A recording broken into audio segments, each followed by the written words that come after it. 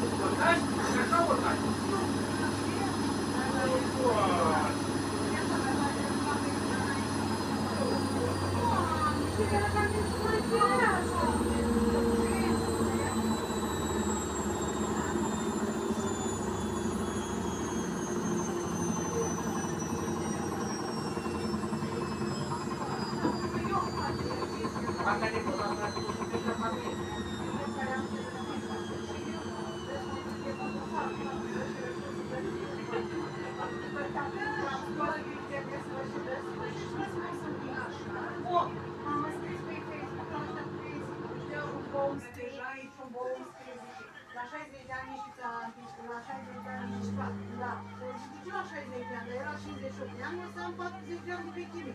Așa era legea. Nu mai e legea? La care 40 de ani... Nu, dar atunci același ca bărbații, voi. Tu n-ai 40 de ani cotizați? Păi și ea dacă faci 40 de ani cotizați? Astea se știe și o anumită vârstă. Astea e 60. Deci mai munciți până la 60. Și cât ai, Dana?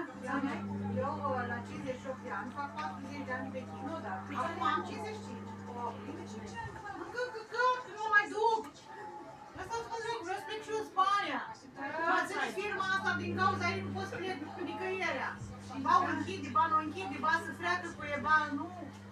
Acum a venit vaca asta, fata a plecat-o cu nasul în furnul și unde a plecat.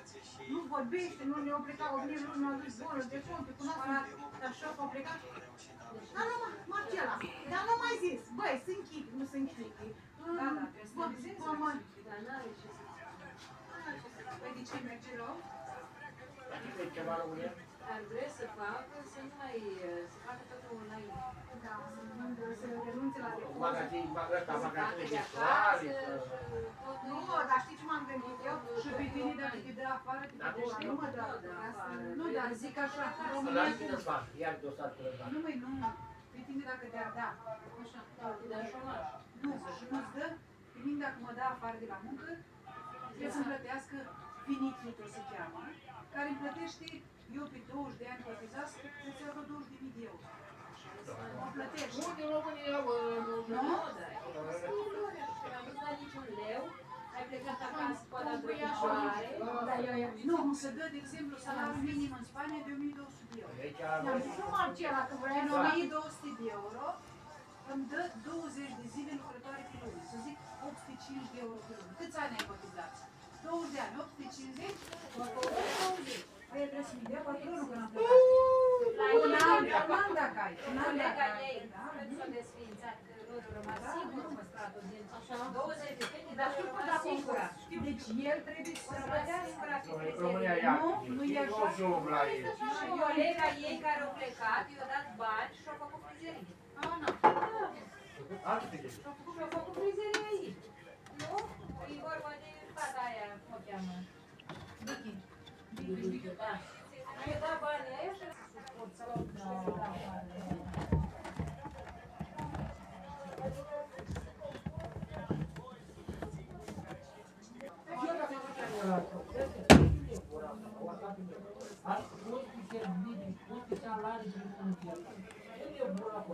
Ia 2700 de lei pe zi. Un nebun care Or something washing, but anyways, dirty video. Why this backwash machine is spinning anti-clockwise instead of clockwise? I don't know why this backwash machine is spinning anti-clockwise instead of clockwise.